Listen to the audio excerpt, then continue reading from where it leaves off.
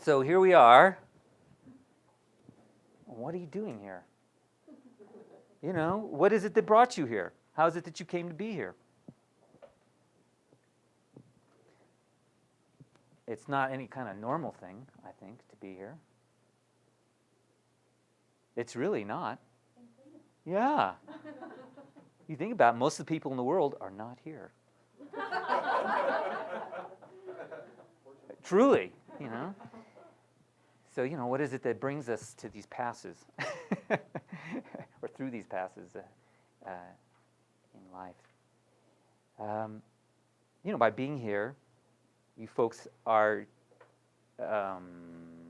for your own reasons, taking steps beyond what most people do, even those who find their way to NLP. You know, most people are content with practitioner training. They are content with, you know, acquiring those intervention skills and patterns and techniques, and they go, good, okay, I got that. Now I'll go on to something else. But you folks have not done that. You have decided by being here to go deeper into this world of NLP. So I don't know what brought each one of you, like what particular thing made each one of you want to be here in this room. But I'll tell you what brought me here. A disaster. I was subject to a absolute disaster as a child. I don't know if you ever had a disaster as a child, but I did. When I was in 7th grade. You know, life was fine when I was in 7th grade. I was one of those kids who just tried to get by. I just did just as much as I needed to get by, you know, getting passing grades, C's, that was fine with me. And the rest of the time I was out with my friends making plans how to beat up the bullies and stuff, you know, and devise instruments of torture to kill and maim them. Mario and I once designed in great detail a toilet for a bully with these razor-sharp claws that would come up from underneath the toilet and grab them by the butt and pull them in. So that's how I spent much of my time at that age, not on schoolwork. And that was fine. I was content. I was content.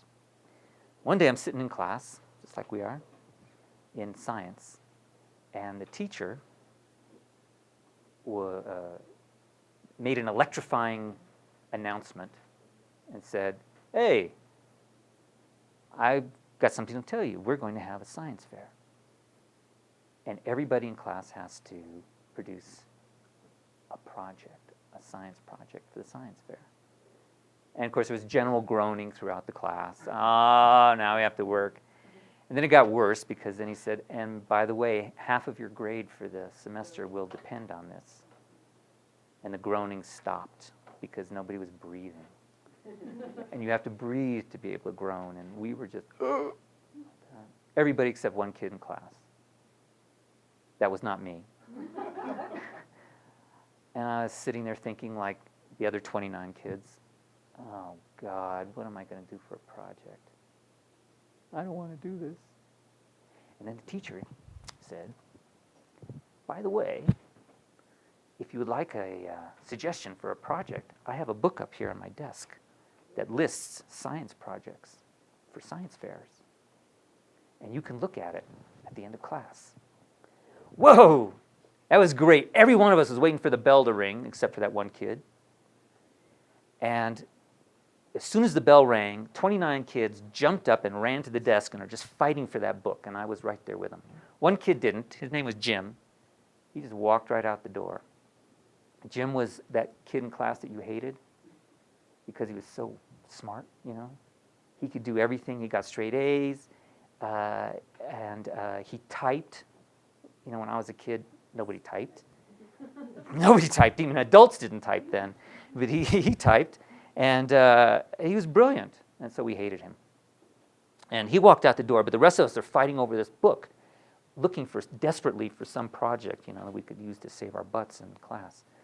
And I found my project. Now, this book was the best book you ever saw. Because when you look through this book, not only did it have, 200 projects in there, but for every science project, it described exactly how to set up the experiment, where to get all your materials, how to run the experiment, described what the results would be, how to write up your results, how to create a display to display them properly. It was everything. Anwar, it was a gift from heaven.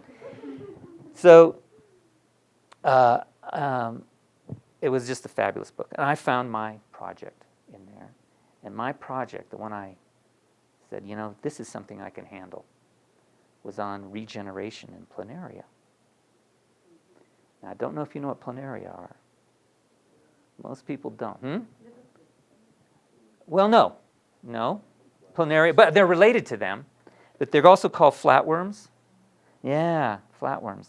And planaria, they're these little blobs, these little black blobs.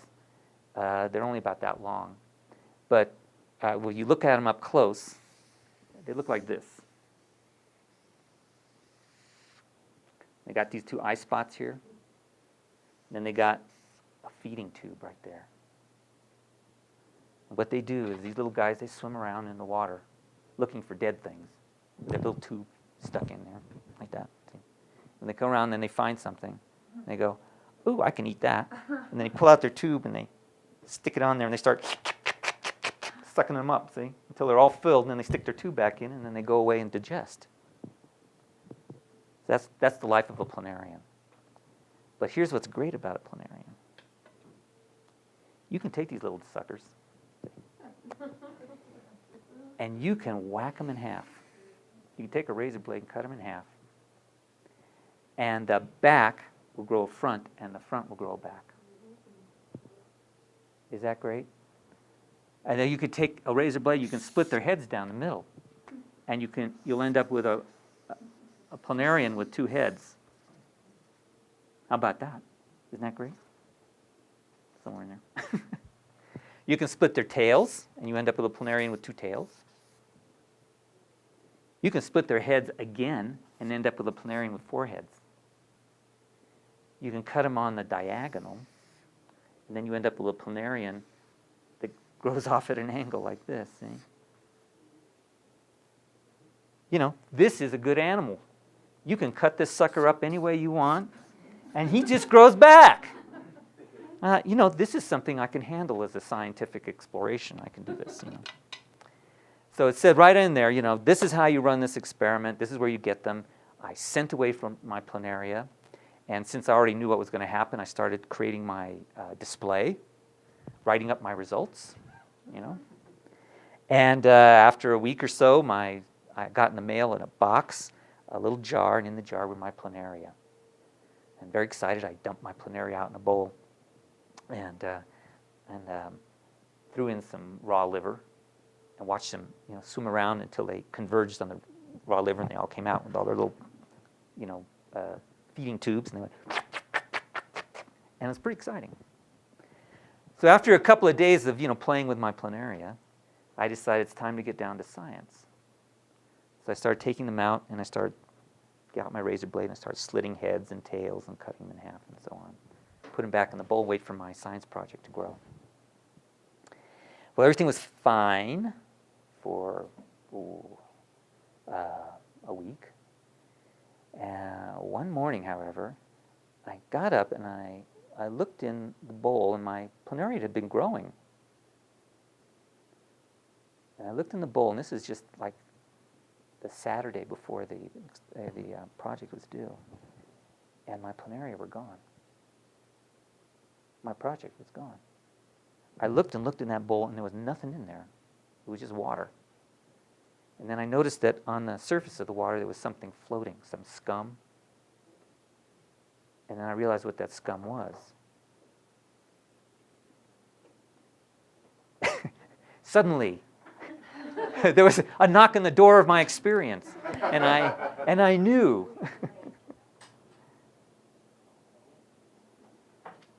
Come on in.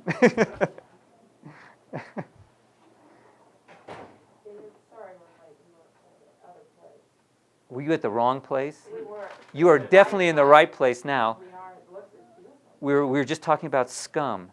Oh. And you've missed most of the scum discussion, but it doesn't get better than that.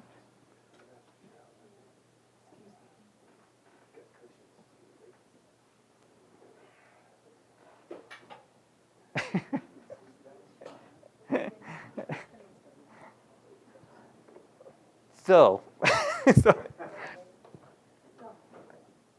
here I'm looking in this bowl, right? And my, what's floating on the surface is my planaria. They've disintegrated it in the middle of the night, and so is my grade. Because of course I've got no time to get more planaria, cut them up, let them grow. I can't present a bowl of scum. And I was absolutely distraught. I thought, I'm going to get an F. There goes my grade in science. What am I going to do about this? So being a normal human being, I spent all morning stomping up and down the house, bewailing my fate, and why me? Why does this have to happen to me? And feeling pretty sorry for myself. And I was enjoying that pretty well. And I thought, maybe to make myself feel better, I'll go in and look at my baby sister sleeping. I had a brand new baby sister. And I used to like to watch her sleeping in a crib. So I walked into the little room that we kept her in. And I walked in the room, and in the room it was dark, so she could sleep. Except that there was a little red light on the little dresser. There was a little red light. And next to the red light was a little 1-gallon aquarium with a goldfish in it. So I walked into the room, and I looked at my little sister sleeping. And I did feel better. And on my way out of the room, I looked at that goldfish, and I just waved at it like that. And that goldfish went absolutely berserk. It started swimming back and forth through the tank like this. And I was quite surprised. And once he settled down, I waved again, and bam, that goldfish took off. But that's pretty weird. A little while later, I went out, and my sister woke up, and I came in with my mother, and we walked in, we turned on the light, the overhead light. And I said, Mom, watch this. And went up to the goldfish, and I went like that. And the fish did this. No response whatsoever. And so I started waving at it, did nothing. I got pretty annoyed. So my mother said, well, what's happening here? I don't see anything. So I started tapping on the glass, Fish didn't care. I thrust my hand into the tank, into the water, and started poking that fish, He didn't mind a bit. He just sat there. And I thought, what's going on here? I realized something was different. The white light was on. So I turned off the white light and turned on the red light, went up to the red fish, to the fish, and I waved my hand in front of the tank. And boom, that fish just took off. Crazy. And I thought, okay, I got a science experiment.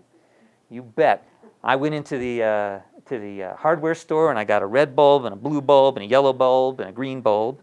I went to the pet store, and I got a bunch of goldfish and a bunch of little bowls. Remember those little round bowls you get them in, that you bring them home in to die in? So I got a whole bunch of those, and I sat in the bathroom, in the dark in the bathroom under these different colored lights for the rest of the weekend, testing what I called hyperactivity in goldfish. And I kept charts of how their hyperactivity changed under these different colored lights over time. And I finally finished Sunday night. I threw together a display. I just put up a board with my charts on there, and I put in front of it that little tank with my best goldfish, my best responder, and a red light, which turned out to be the best light, and a switch so people could turn it on and make the fish go crazy. Took it to school, and thank God that I wasn't going to fail science. All right. That night was the science fair. Now, this science fair it was one of these big deals. They had the auditorium filled with projects from all these kids.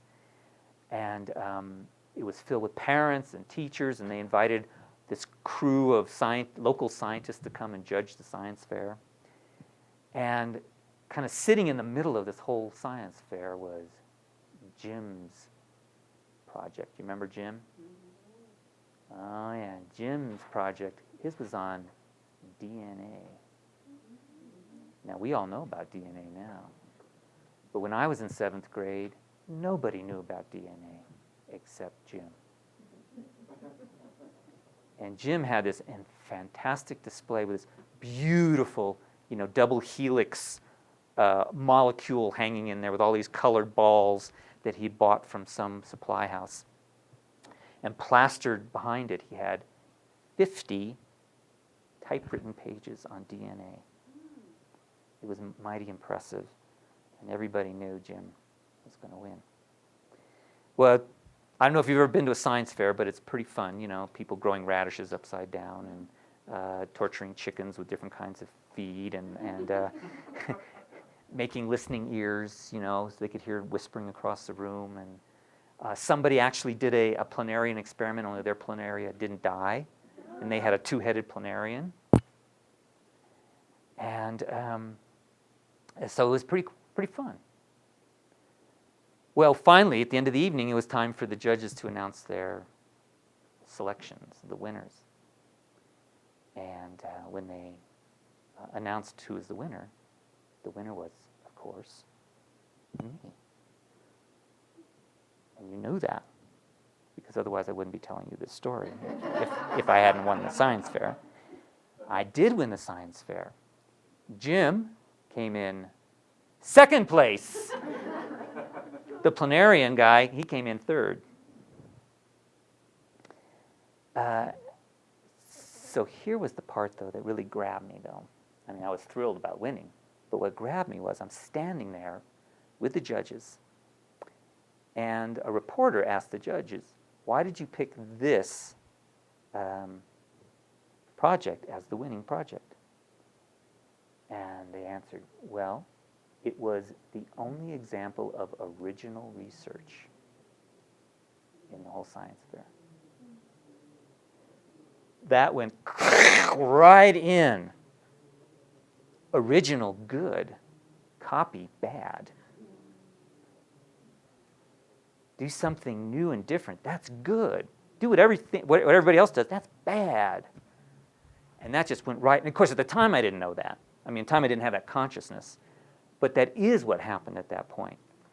Suddenly I was off on this new exploration of, what's new, different, original. So now we fast forward to college, where I was an unhappy psychology student. And I met this skinny guy in a bank. His name was Richard Bandler. Huh? No. When I first met Richard, he and I traded clothes. That was a long time ago. And I started talking with Richard, and he said, "Oh, I'm doing this. I'm starting this Gestalt therapy group tonight. If you want to come, why don't you come?" I said, "Okay, I'll come." So what happened that evening was, I've been through 3.5 years of psychology, but there I discovered that here was somebody who was doing something that was different than what anybody else was doing. And so, of course, boom, I was grabbed right away. I had to stay. And there was something else that I realized that he was doing besides being different. And that was that he was going after what is the structure that's operating behind this person's experience. Rather than just trying to change their experience, what he was actually addressing and going for, what's the structure behind it that's giving rise to that experience.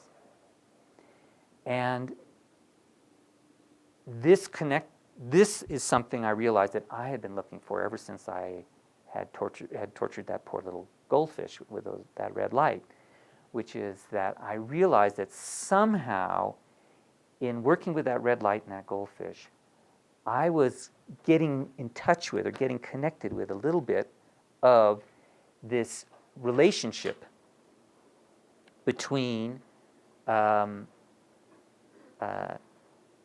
structure of experience and what are the experiences that things and people have. In this case, it was a fish, but in the case of when I was working with Richard in these early groups, it was people's experience. So what that formed into or became was NLP. Those early groups were all Gestalt groups that Richard was running. And then John was in another group, Gestalt group. He and Richard got together, put their heads together, and started developing the meta model. And there was this core group of us, including me and Judy Delogier and Robert and some other people, Leslie, Cameron Bandler, who started working with them to explore experience. But what we were exploring it through was structure. Now, I see that you've got on the walls here, you've got all of these NLP presuppositions and ideas. Yeah, it's not there. The most important one is not there. So, I know you guys, map's not the territory and blah, blah, blah, blah, blah. Okay, true.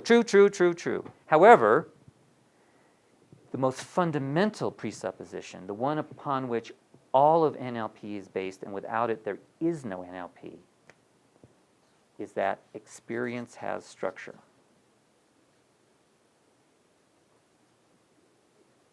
And has an A in it. Has structure.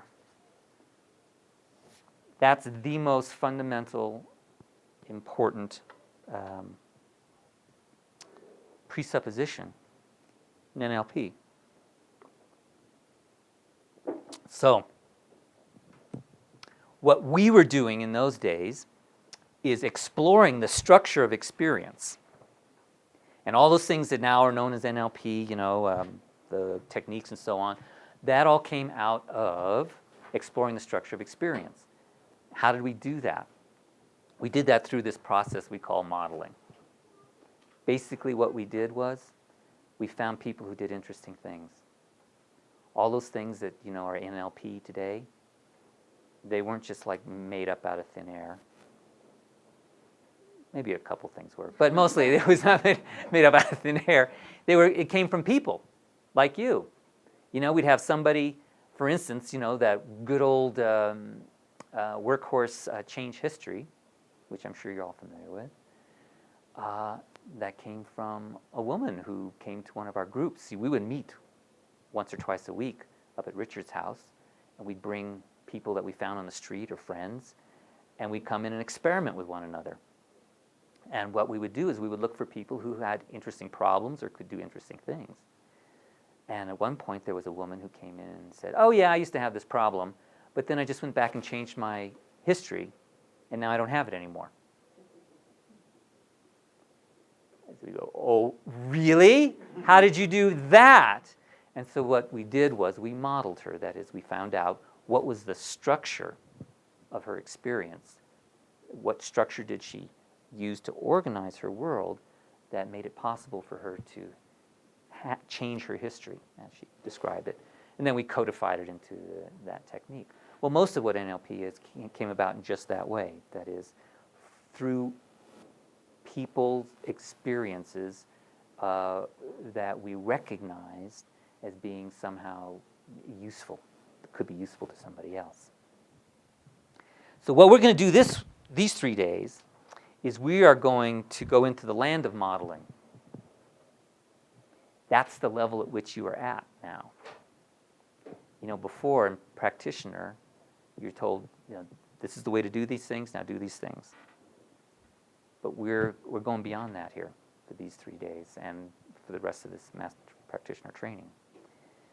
That is that we're going not into the land of technique, but we're going into the land of learning how to think differently, how to organize our thinking and our experience in ways that support recognizing structure and systems, process in people's experience.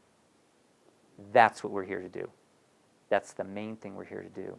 It's because it's from that thinking and from that organizing of thinking that springs, all of not only what NLP is, but what there still is to discover. If we don't have that orientation, then all we get to keep doing is repeating what's been done. But what I want for all of us is to develop a way to perceive experience that takes us to structure, recognizing and perceiving structure. Okay? All right. Now and I just want to say that what we're engaged in here, although I'll be up in front of you most of the time, it's not a lecture. It's a conversation. We are going to have a 3-day conversation here. We'll be doing lots of things with each other. But by conversation, what I mean is that I want you to participate in understanding and figuring out what it is we're talking about when we talk about the will to model, what it means to do that and how to do it. So when you have questions, when there's things that you don't understand, things you want made more explicit, I want you to ask them, because there are probably ones that other people will have as well. Okay? So, what is modeling? I have an answer to that. This is my answer. This is an answer to it. And I think the simplest way to capture it or to describe modeling is that modeling is the process of creating useful maps of human abilities. All right, now we'll talk about different words in this definition as we go through the morning, but just as a preview, I want to just point out a few of the words that to me are important. One is that in modeling, you are creating maps. And I think it's important that you recognize that in modeling, you are not identifying or specifying the truth of an experience. You're not exhausting somebody's experience, or you're not getting to the very bottom of their experience.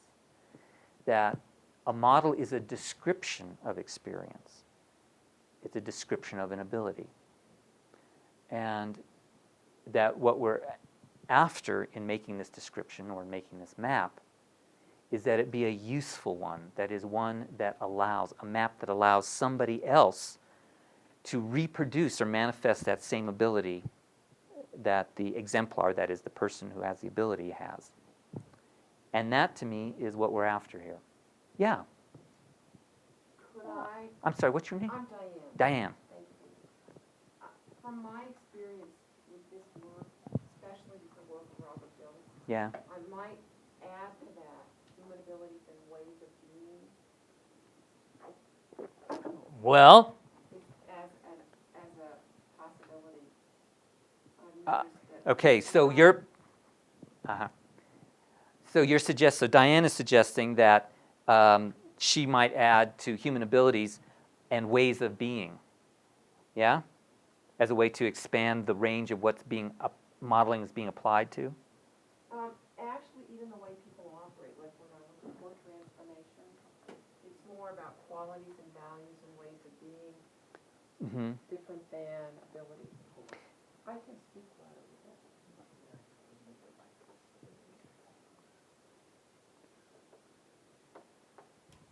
Thank goodness for cutting and transitions, huh?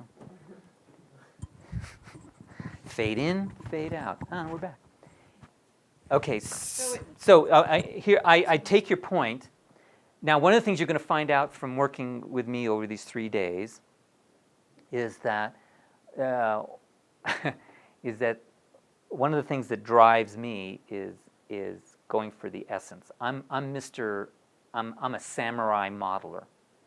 I'm always going for cutting away anything that's unnecessary. I'm not saying you should do that. I'm warning you that that's what I will do. Okay? Just so you understand. Some folks, Robert Dilts is not a samurai modeler. He's an inclusive model. Let's put in more stuff. I am, let's get rid of as much as possible. So I have no objection to your adding that to this, as long as you do it privately. Not on my board. But I would simply say that human abilities encompasses everything that people do. Some people have the ability to be a certain way. Some people have an ability to be tranquil. To me, that is just as much an ability as the ability to learn a language easily, or the ability to pick winning horses in a race or anything like that. So to me, states are also abilities. Some people have the ability to attain or maintain certain states. Other people don't have that ability. Okay? So that's more all-inclusive than the way one would normally think about ability. Right. And I'm glad you asked that, because I want to make sure that we have that inclusiveness here. Because to me, this does cover everything that human beings do. I mean, frankly, if this were just up to me, and I was only pleasing myself, I would say creating useful maps of human experience. But most people don't like that, because they have for a lot of people, they have difficulty including abilities within experience, and I don't. So most of us are focused on abilities. That's fine. I'm perfectly fine with that. So this is what we're after these 3 days, is learning the kind of thinking that supports or helps make it possible for us to engage in this process of creating useful maps of human abilities. That's what we're after here. Okay? All right. So any questions about that before we move on? All right. Now, why bother? Because I'm going to tell you, this is going to be work. This is not easy. This is work. And by the way, at the end of these 3 days, you aren't going to be done. I've been doing this for more or less almost 30 years. It's called 29 years. And, I'm still learning. And I hope that always is the case. So it's not the case that by the end of these 3 days you go, okay, I've got that. It's not like learning a technique. Okay? It's a way of orienting your experience. So why bother? Let me give you an example of why bother. Sorry, I should have brought this out earlier, but I forgot. This is very weird, having a camera on me when I do this, and being concerned about time. Marvelous. Marvelous. So, okay.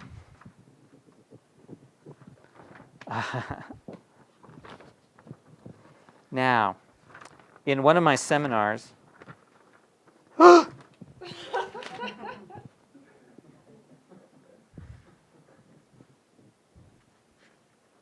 thank goodness.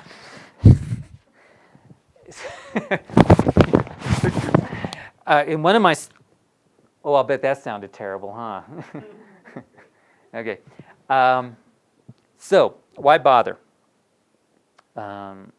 To learn to model, go to the trouble to learn to model. One of the seminars I did a few years ago, there was a woman in there named Janet Pesner, who works with children who are dyslexic. And one of the things that she found with these children was that they come in believing that they don't have the ability to learn or to change. So the first thing she would do with them, is to give them an experience of the fact that they can learn and change. So they're starting from that position. And what she would do is she'd show them a photograph or a picture of some kind, call it a photograph, give them a piece of paper and a pencil, and give them, I think it was 5 minutes to draw what they saw in the picture. Okay? So, for instance, one of them, Andy here, drew this picture of a stove. Yeah? Pretty good. I would be proud to have drawn that. So then what she did was she had them set aside that picture. And then she took about 5 or 10 minutes to teach them how to look.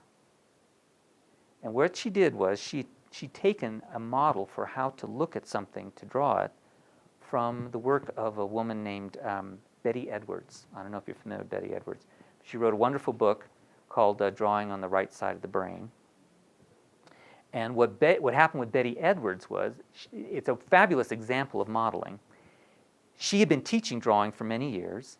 She'd have students who'd come in, she'd show them how to draw. Some could, some couldn't. And then she would get annoyed with the ones who couldn't and say, well, look, just do it like this.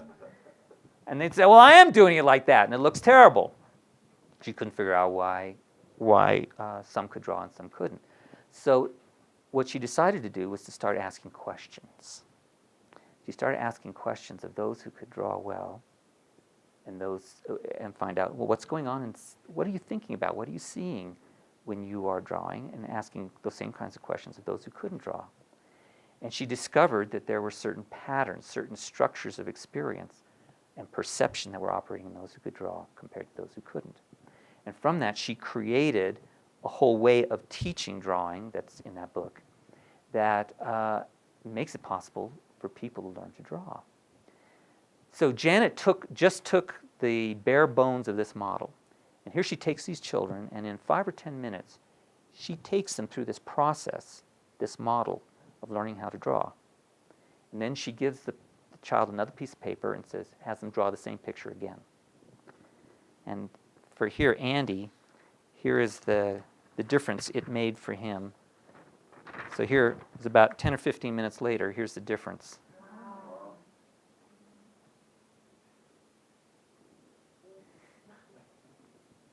Staggering, eh? Oh, but wait, there's more. These kids were, I think they were like, if I remember, like 8 in that range. So here was Eric's. That's a glass of lemonade. Okay, before. That's before. Yeah. There's after.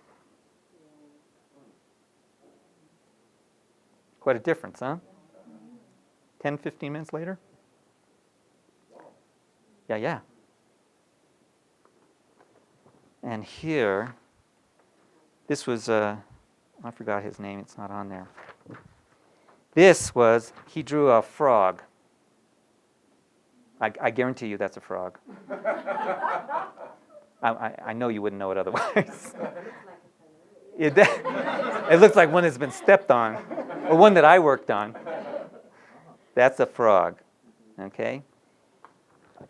He did this on the same piece of paper. This is the same kid drawing a frog 15 minutes later. Is that staggering? Yeah. Yeah, it's absolutely staggering. Now, that's an example of the difference having a model can make. That's why bother.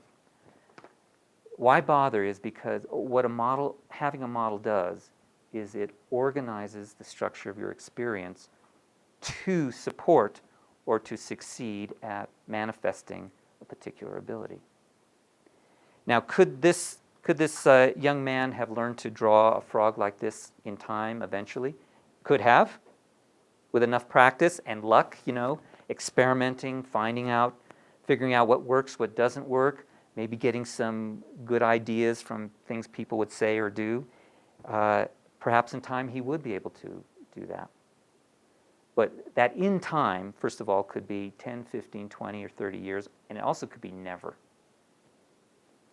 What having a model does is it very quickly organizes the structure of your experience to be able to, effectively manifest an ability or effectively operate in a particular context. That's the advantage of having a model. All right? So a little more explicitly, and then we'll take a break. To me, there's kind of three realms for answering the question to why bother. One is the one we've just been talking about. You don't have to write that down. But this you do. There's a practical reason to learn to model, which is through modeling, we can correct problems and we can add abilities. Through modeling, as the example of change history was and is, that's an example of using modeling to correct problems. We can add abilities, which this example of drawing is one. There's also, to me, an evolutionary reason for bothering to learn to model, which is that in learning to model, because it's not a technique, it's a different way of thinking about experience and perceiving the world, it will result in you perceiving structure. That is, as you move through the world and move through your lives, you will recognize structure in it, as well as systems. Systems and structure go together. There's no way you're going to do modeling without also coming to recognize systems, because all of these things that are operating somebody's experience, they're like little marbles that are stuck in different places. They're all living aspects of their experience that are interacting with each other together as a system to manifest as an ability. And we're going to get lots of examples of that for these 3 days. We're going to just do that and do that and do that, because that's the most important thing. And finally, I think there's actually a spiritual reason to go into modeling. This is my indulgence. Which is that through modeling, that is through perceiving structure and systems, it opens you to the beauty of structure. That is, that you can start to have the experience of perceiving the structures that are operating in the world as being beautiful. And perhaps most importantly, come to appreciate how precious each person is. Because one of the other things that I think happens as a result of modeling is that you start to discover what's so wonderful about each person in the world. And they become just as precious as they really are to you. All right? So let's take a little break, and then we'll get to it. Is to explore the structure of experience that gives rise to human abilities and human experiences. So where are we going to find them? Where do we find them? Where do we find those abilities? In you, right here in this room. Right here in this room. Now, generally when people think of modeling, their minds tend towards thinking of those people who are on the cover of Time magazine or the New Economist, or those stellar folks who the media says they're so wonderful. But I find that the most important things to model, the most useful and meaningful things to model, you will find in rooms just like this, in the people who sit next to you.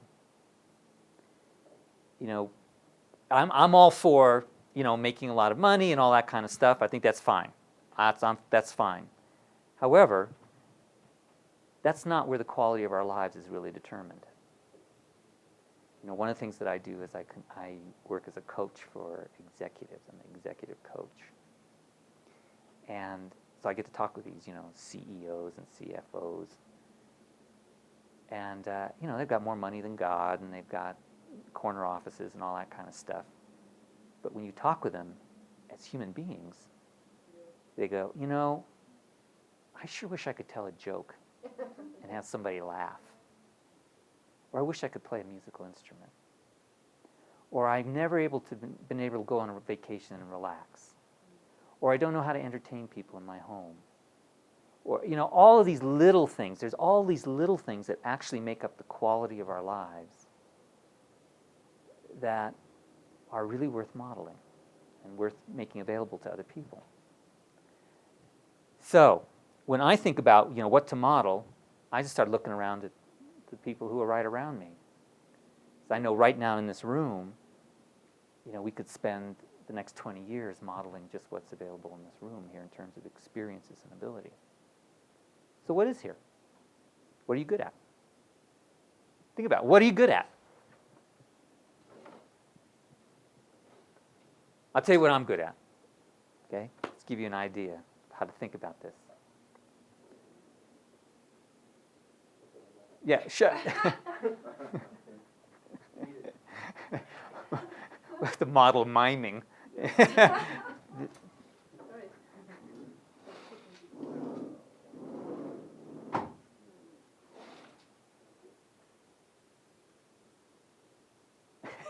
I thought you meant the grapes.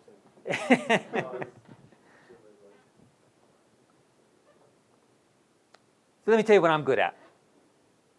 Some of the things I'm good at.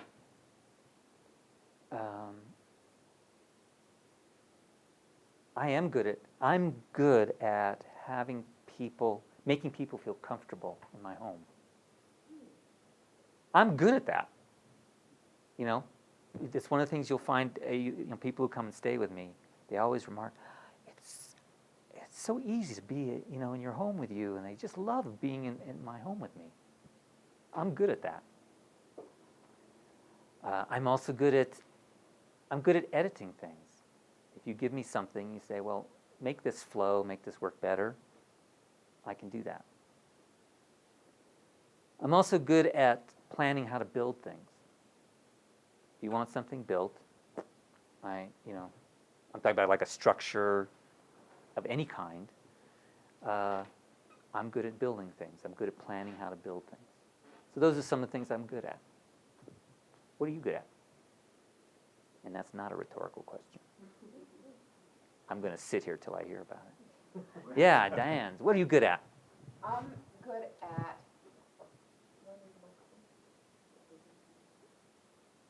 Oh, there it is.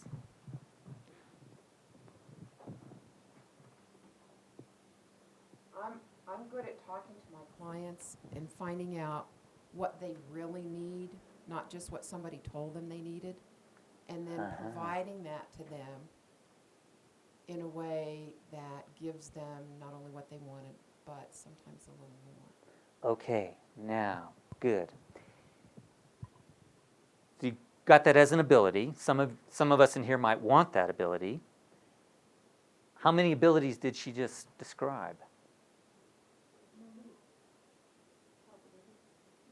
Well, what ones did you hear, Anne? One would be building rapport. There would be. Did she say she was good at building rapport? No. No. I'll turn it off.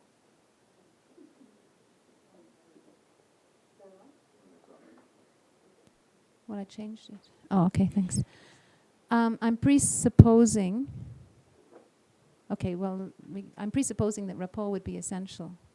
Well, that's a mistake right there. Okay. All right. I have no idea if she has the ability to create rapport or not. She may or she may not. Okay. I don't have any experience of her, direct experience of her, and she didn't talk about it, so I really don't know.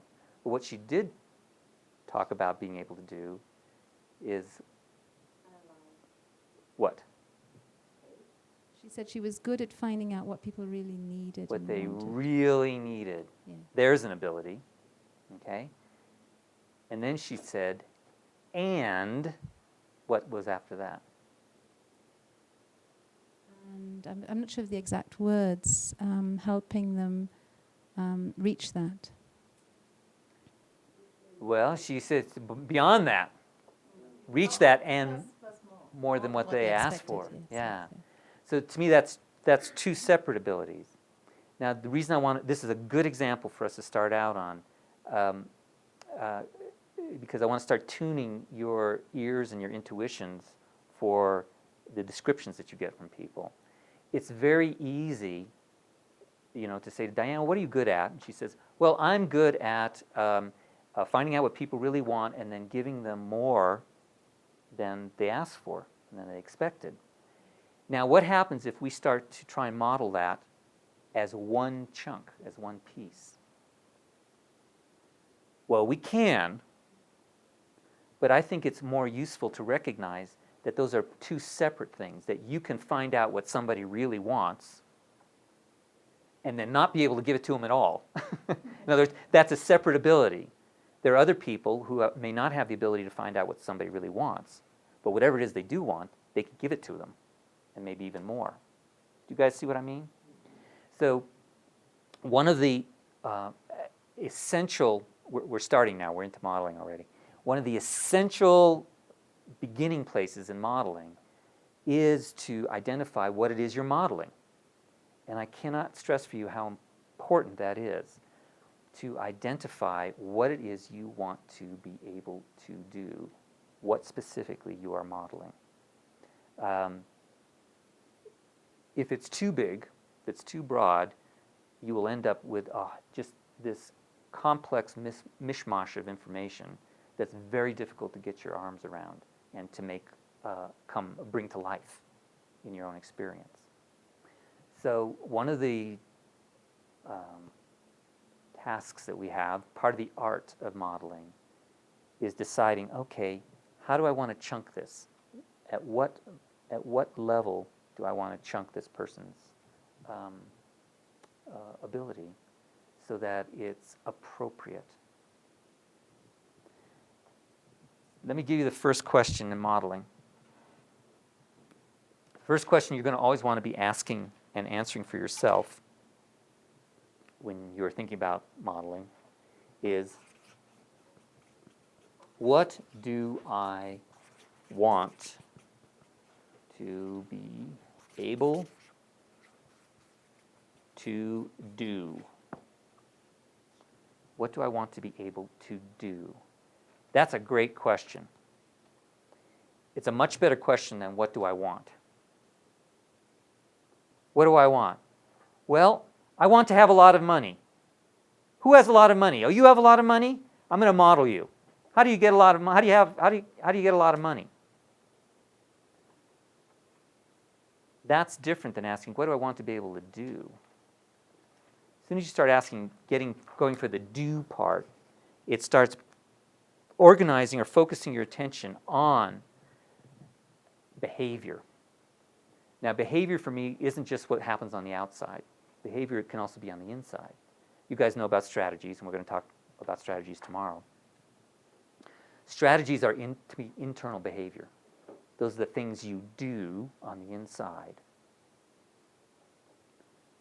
Things you do on the outside in your external behavior is also behavior.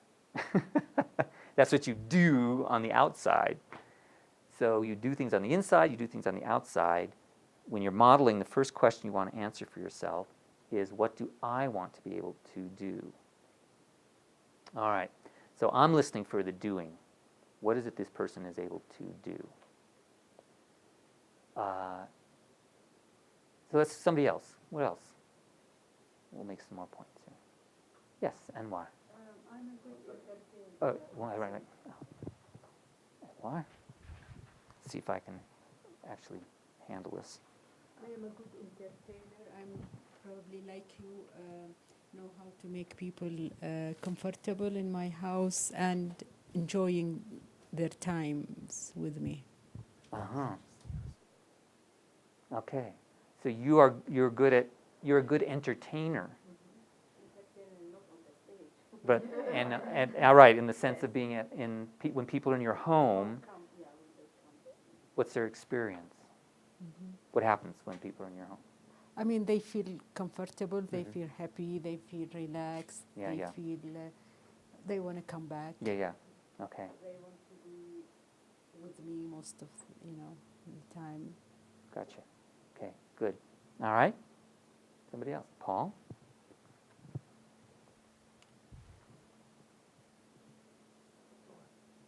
Yeah, yeah. We're just leaving it on. Okay.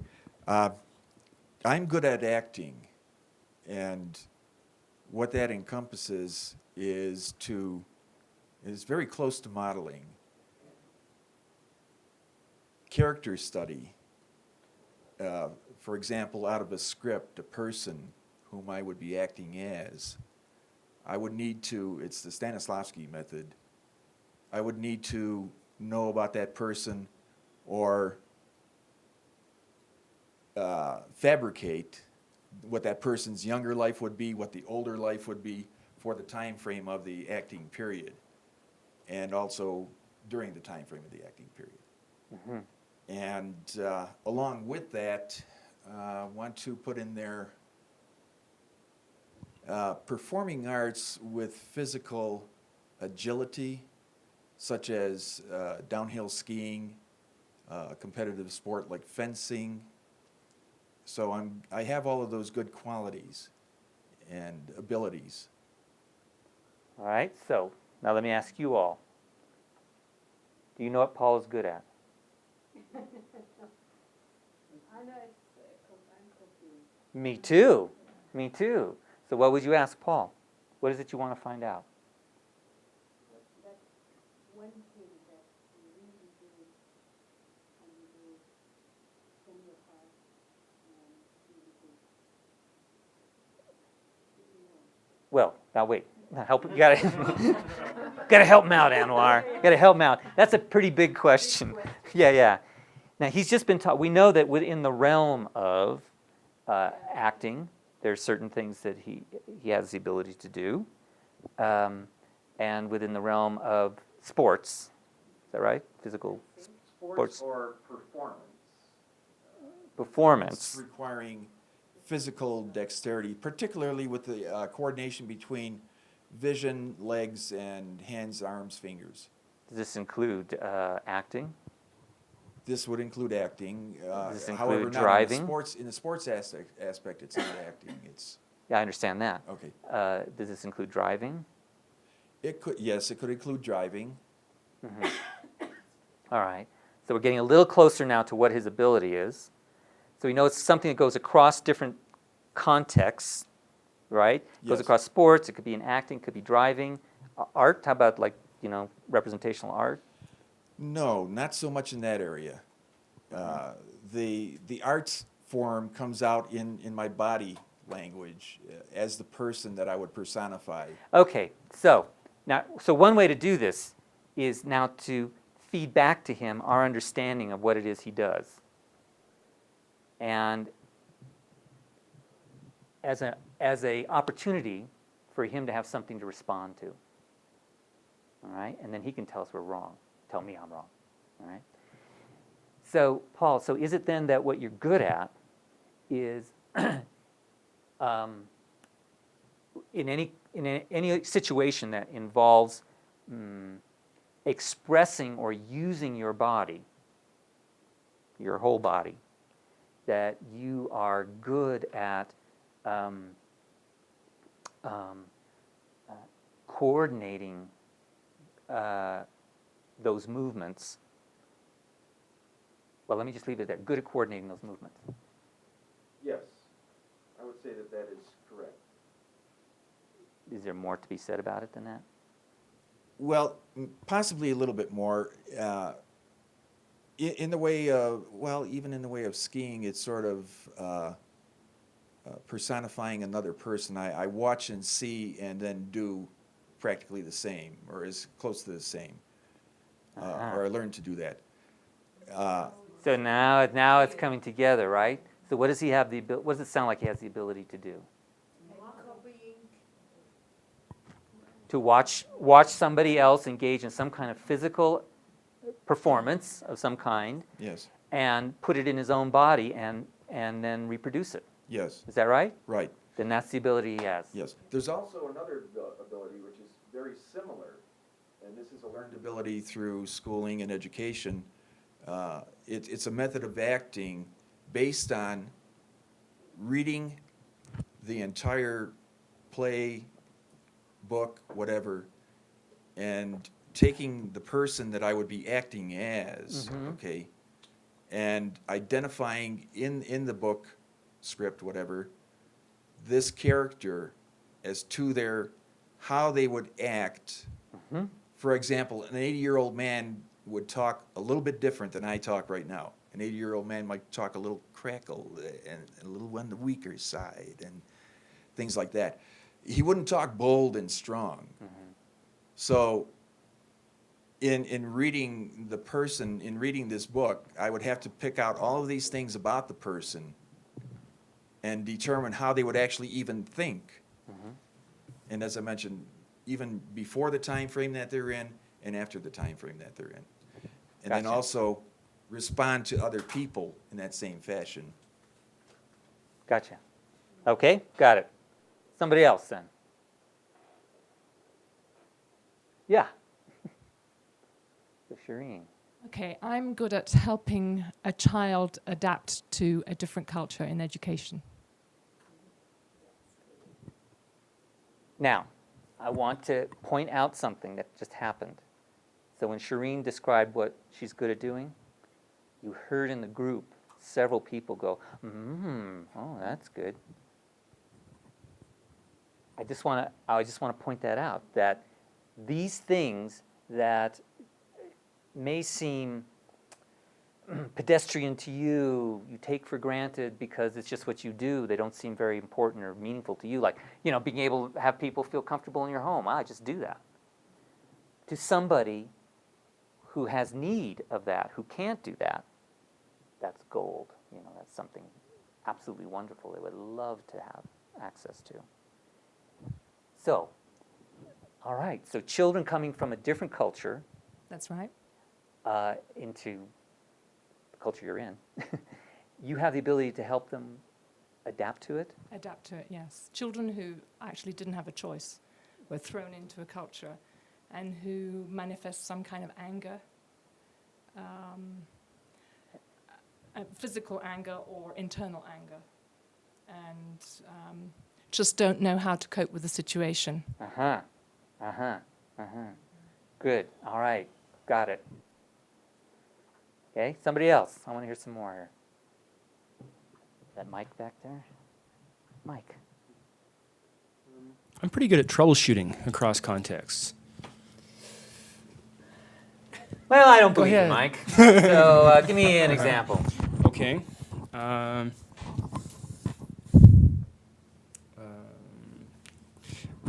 Most of my training has been in troubleshooting electronics, problems with electronics, problems with computer programs, but I also seem to have an aptitude for troubleshooting like mechanical problems with cars or even things like relationship problems between people. Okay, now, what do you mean by troubleshooting? Troubleshooting is in somebody says, I have a problem, and I would like a solution. So you then are the- adept at identifying. finding the cause or, the root of a problem. And then, is that it then? You're good at identifying the cause or root? That's okay if that's it. Yeah, I that's just wanna that's know. the majority of it. Many times Mhm. I'll also be able to suggest some sort of solution, but it may not be an optimal solution. Is it the case that even if you are in a situation that, in a sense, is usually outside of your expertise, you can still identify what a probable cause, even though you might not have any idea what to do about it? Yes, yeah. And as a matter of fact, I found that sometimes is advantageous because if people are looking at something from within their own bubble of experience, sometimes they're blinded by their experience and they're Yeah. not able to see outside of that. Yeah, absolutely. Excellent. All right. Got a troubleshooter, a cross-contextual troubleshooter. Right. We have a paladin, the paladin of problems. All right. Somebody else. Yes, Rachel? You're good at tattooing. All right, now, so she's good at tattooing. Do we know what she's good at? No. I don't quite know. What does that mean, good at tattooing? Well, that So- actually is a very big thing for me. I'm good with my clients and making them feel at ease before I start working Okay, on now them. there's something, right? Good at making, because I'm sure that a lot of folks, when they come in and the needle starts buzzing. You're like, oh, wait a minute. Did I really want that? Okay, so you're good at making people feel comfortable, did you say? Uh-huh. At ease, thank you. I don't know. At ease. Uh-huh. And is that what you meant when you said you're good at tattooing? That's part of it. I'm good at that. I'm good at, actually before that, helping them figure out what it is they want and why, and making sure that this tattoo and the placement of it's going to be a good choice. And then after 13 years of doing it, I think I'm also pretty good at the application of tattooing. What do you mean good at the application? Of doing the actual tattoo. I mean, so that They don't get a there's not little lot stick of, drawing. you don't get a lot of, oops, Yeah, not, oops. actually I do that, but I do it on purpose. It's just fun. How do you spell mother? Yeah. Wait a minute.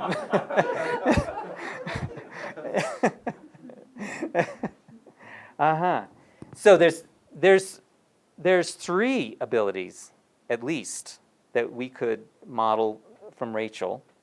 You know, if we were interested in doing tattooing, there's three abilities. There's the ability to help somebody identify what and where to put a tattoo in such a way that it's something that is congruent with who they are and what they'll really want. Yeah. Good at making somebody feel at ease with the process. And then good at actually applying the tattoo. All right? So those are at least three abilities. Now, so one of the important things we just did was we chunked this down into three separate abilities that we can more easily get our arms around. Now, the next question I have is, do we want to model all three of those? Well, not all at once. For sure, we would do them. I would do them sequentially. But do we want to model all of them? It depends on what? Well, it depends. Okay. All right, I had difficulty arguing with that. However, I will find a way. Well, now, let's take Anwar, for example. Suppose Anwar wants to learn to do tattooing. Maybe I'm not going to do tattooing per se, but I like exercise to make people, what did you say? At ease. He's That applies to me. okay. Now wait a minute, Anwar. Wait. Okay. Do you need to learn how to make people feel at ease? Personally, no, because No, personally, no. You have that ability. That's why I picked on you. Because let's say, you had an epiphany this afternoon and you went, I could have been a tattoo artist. That's my calling. I must be a tattoo artist. Rachel knows how to do this. I want to become a tattoo artist. I'm going to model her, all right? Now I know. Wait. Yeah, we'll get it. Yeah. Okay, down, girl, down. Okay. You're helping me make a point. All right. So we know that Rachel, that there are at least three kind of sub-abilities that together make it possible for her to be a good tattoo artist. She has the ability to help people identify what and where to put a tattoo in a way that pleases them or will please them through time. She has a way to make them feel at ease. And she's good at actually applying the tattoos. Yeah? Now, if Anwar wants to become a tattoo artist, does she necessarily need to model all three of those? And my answer is no. That what she wants to model and needs to model are those abilities that she herself does not already have. She doesn't have the ability to know how to interact with somebody and help them figure out where tattoos go. That's something she needs to find out.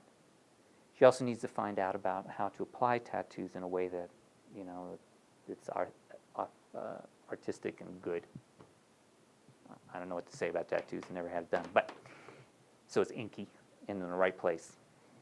But the ability to make somebody feel at ease is something she's already got. And so she doesn't necessarily then have to model out. That's one of the virtues of talking with somebody and finding out just how is it, what are the sub-abilities that go together, that come together to make up this whole ability this person has. Because perhaps I don't need it all. Perhaps there's just one piece that I need. There's one piece I need. So that's one point I wanted to make from this. All right. Now, another point I want to make is, it kind of goes the other direction. So Rachel says, I have the ability to help people figure out where to put a tattoo and what to select for a tattoo in a way that they're happy with their tattoo. Now, if we wanted to do tattoos, we certainly would want to know how to do that. But another thing we can do is think about, well, is there someplace else in human experience that we could apply that ability? Where else could that ability be applied outside of tattooing? Any ideas? Jim? Plastic surgery. All right. Absolutely. Absolutely. Plastic surgery. Yes? I would have to ask a question of Rachel before I can qualify what I think she could apply it. No, you just do it to me. It's okay. Go ahead and do it. What is it? Question? No, just tell, what is it you think? Where, What is it I think? yeah, it could be applied. Artistic ability to be able to paint, to draw, to create art that people could appreciate on canvas versus on bodies, or other type of. What do you guys think about that as an application of this ability? That seems to be part of what she does, but it's not the. Yes, I am. Thank you for listening. No, I'm thinking of the visual spatial skill that is involved in doing. Sorry, Oh. visual spatial skill involved in doing a leaf or. Now wait, no, we're talking I about presupposing again? we're talking about choosing, helping somebody choose Yes. what to put on their body and where. That's why I'm saying this, what I think Paul said is only part of that, because in order to help somebody choose and put it where it is, would seem to me, I'm presupposing again, Go ahead. you're using space. The space is the body, and you're using her skill. There's a skill involved. I don't know how Yeah, yeah, or what, but yeah, there's a positioning and there's a space, Right. and there's the other part of it, which is the congruence for the person about where and how and what. There is the congruence with the person about, For the person. yeah, not for, And with. with, Ah, okay. with. You Right. see, that to me is the essential piece that Right. is missing. That Rachel doesn't decide for people what they're going to have and where they're going to put it. It's an interaction she has with them. And through that interaction, she helps them come to what belongs on their body and where. Okay? So if I'm going to apply this ability to some other context, I would want to be thinking of other contexts that have that same structure. The art context to me does not, because it's not an interaction with somebody else. But now a makeup artist, the plastic surgeon, interior design person, somebody helping design a garden, or an architect, or a therapist working with somebody to figure out, what do you want in your life, change you want in your life. Those are all contexts that have the same kind of structure to them as what Rachel's talking about. And so one of the things that perks up or grabs my attention is that I suspect that whatever structure we would find out that was operating in her that allowed her to figure out what fits for this person is a structure that could be applied in other contexts as well. All right? So I want you to be thinking about that, because one of the wonderful things about modeling that you will discover is that while we'll start with finding, okay, I want to do that, who do I know that can do that specific thing, now I'm going to get that model, is to take the next step and go, what are the interesting structures that are out there that I could model? And, you know, structures that could be applied across all kinds of contexts. That's when it goes from being kind of remedial and specific to being generative. And I hope that we'll get to do some of that before this weekend's over. All right.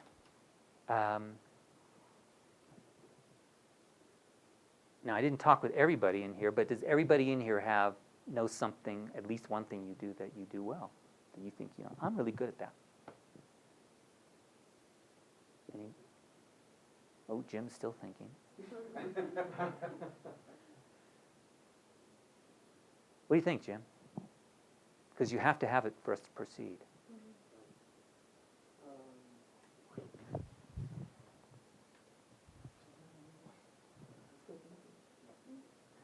Now, so one of the ways to... Oh. I have the ability to get interested in people. Oh. How do you know that?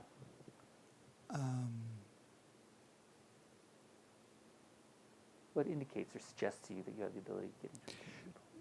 Because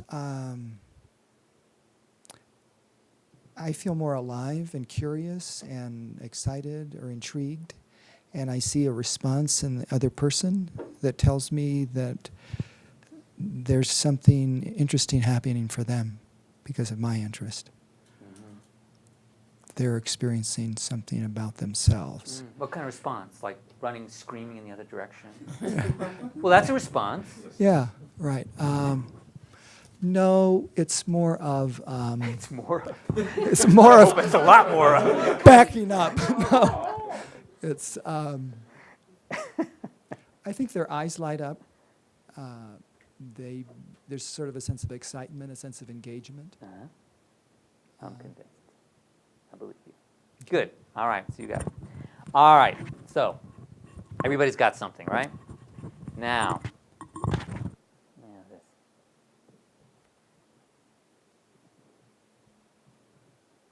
Let's start finding out how to figure out what the structure is that's operating inside of each of us. So to do that, I need to have somebody come up and help me. Shireen, would you do that? Would you come up here?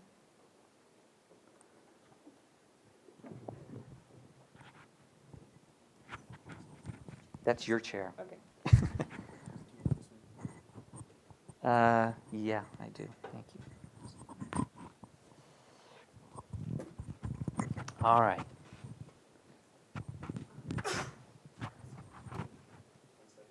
Yeah.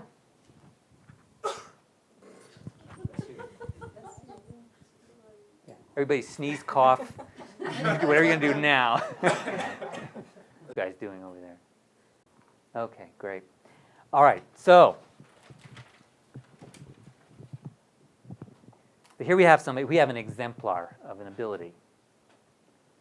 You have the ability to help, I'll butcher it now and then you can correct me. Okay. So you have the ability to help children from other cultures make the transition into the culture that they've been thrust into. That's right. And they're not happy about it. Not at all. Not at all. Mm-hmm. But you do have the ability to help them make the transition. Yes, adapt. Adapt, that was the word, adapt. Adapt and make the situation somewhat acceptable. Well, that was my next question. What do you mean by adapt? Well, to make the situation, acceptable in their own little world. Mm-hmm. Acceptable Because- in their own little world. That's great. So we've already begun, by the way. So now one of the things you want to keep in mind in doing modeling is that people are never not being themselves. That is, people are always manifesting who they are. Okay. Now, so tell us, how do you do that? Just tell us how you do it. Well, the first thing I do is I find out about the culture that from where the child belongs. So I find out what language they speak, and if they've been into another system of education, and if they've got siblings, and if they have been in another system of education, if they've had any problems in that particular education. And I also question the parents to find out if their reaction within the context of school is the same as at home, which helps me to sort of get an idea of what's going on externally to the child. Then afterwards, I have to assess the child within the educational system. So I have sort of like, not really an interview, but I have a moment with the child where I just observe the child, see how that little person will react to different things. So I give them the choice of different activities within the room. So it could be physical activities, it could be taking a book and looking at a book, whatever the child wants to do. And if the child doesn't do anything, then I start interacting with the child. So by asking questions, very often one of the problems is that I might have a child that doesn't speak English at all. And I might not necessarily speak the child's language. So I have to use a lot of body language. And if the child still doesn't react, I just basically make a clown of myself. I just want the child to have some sort of reaction so I can see and maybe perceive how I can deal with this. Okay, now I'm going to interrupt. All right. So we could let Shireen go on, right? Till we have to get to another tape, and she can go on. She'll go on and on and on. And I don't know if you were getting down everything that she said. It was a lot, and she was just getting rolling. All right, it was a lot. Now, how are we going to get our arms around all that? How are we going to capture that? Do we want to get down everything that she's talking about, everything she's describing? And my answer is, I don't think so. Because as she was describing what she does, I was hearing a lot of redundancy. That is, that I was hearing and perceiving certain patterns that she was operating again and again. They were manifest or expressed in different ways. They came out in different forms, but it was the same underlying pattern. If we're modeling, what we're after is this underlying structure that gives rise to all of that surface manifestation. We don't want to get the whole surface. We don't want to become Shireen. First of all, we can't. I don't care how much modeling you do. I don't care how many notes you take. You cannot become Shireen because you will never have her body, her personal history, and all of the millions and millions of little learnings and connections that come together to be her in this situation. And we don't want that anyway. We already got a Shireen. We don't want another one. We don't. The world has a Shireen. What we want is Rachel to be able to manifest the same ability that Shireen has, but manifest it the way Rachel would. Manifest that ability the way Rachel would. Or Jim manifest, the same ability that Shireen has, but the way Jim would. I want Jim to bring Jimness to helping a child adapt to a new culture. I want Rachel to bring Rachelness to helping a child adapt to a new culture. Do you guys understand? The goal in modeling is not to duplicate the exemplar. The goal is to elicit and make operating in you the structure so that you can hang who you are on that structure. You can manifest who you are through that structure. Okay? So that's what we're after. Now, so one of the things for us to be listening for, paying attention to at this point, one of the things we will be paying attention to and listening for are, the underlying similarities or patterns in the things that she's describing for us. So I got a little example here on the board. Suppose we have this person who says,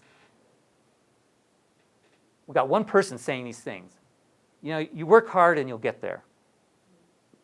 And this person also says, show me someone waiting and I'll show you someone going nowhere. And you've got this other person saying, I make my successes.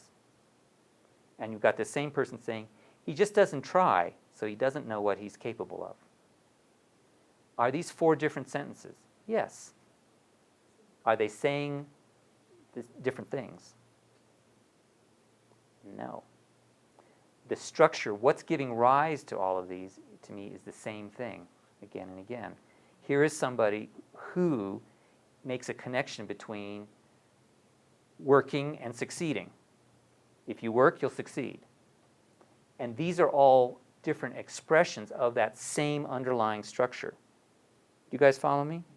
If we talk with this guy, call him Joe, we talk with Joe from now until doomsday, we will hear that same connection between work and success come up in thousands and thousands of different ways in him expressing himself and talking about the world. We don't want to have to record all of these different ways of expressing himself. Life's too short and they're not that useful. What we'd rather do is identify what is the underlying structure, take on that structure, and then produce our own surface manifestations of it, our own ways of expressing that. Do you guys follow me on this? Okay, any questions about that? It's a fundamental idea that we need to have here. Okay, so here we've got Shireen. I'm so glad not to be up here alone. I hate being up here alone. So here we have Shireen. She's got this wonderful ability. We would like to understand how she does that in terms of what's going on in the structure of her experience. Now, Shireen, it's not her job to know. Her job is to be Shireen. It's our job to pull out of her Shireenness, the structure that is making that possible. So she's just going to talk about her experience, and it's just going to come out, this tidal wave of stuff is going to come out, right? What do we do in order to bring some structure to that? Well, in order to make sense out of it, to get our arms around what she does, we need distinctions. We need distinctions. We need to have a certain set of things that we are paying attention to or looking for in experience while we're ignoring others. So, for instance, if we were modeling Shireen, and one set of distinctions we could use would be dressing, how she dresses. And so we say, well, listen, when you're helping a child adapt to a new culture, how do you dress? Find out what kind of clothes she's wearing. And then we could wear those same clothes. Could we do that? Yes, we can. Absolutely we can. Will it work? Probably not. Probably not. But that is a set of distinctions of what she wears. Okay? We could also make distinctions, say, for instance, about how she breathes. So when you're with a child and you're helping them adapt, well, how are you breathing? What are your patterns of breathing? Mm-hmm. You want to search for a distinction in the structure? Well, you're asking, do I want to search for a distinction in the structure? Yeah. I'm saying we need to first identify our distinctions and then apply those distinctions to her descriptions. So it's like she's just going to start talking. Blah, blah, blah, this is what I do, right? What do we pay attention to? That's the question. What do we want to have jump out at us as being meaningful? and the rest stay in the background. We don't want everything in the foreground. We only want in the foreground those things those distinctions that seem to us to be important for manifesting this ability. We can make distinctions, whole distinctions about what she's wearing. Okay, what do you wear? We want to pay attention to what she wears. But is that a useful distinction? Probably not. So we're not going to hold that. We don't care about that. What do we care about? What are we going to pay attention to as she describes her experience? So here's what I'm going to suggest we're going to pay attention to for these. This is what we're going to pay attention to for these 3 days. You have in your handouts something called the experiential array.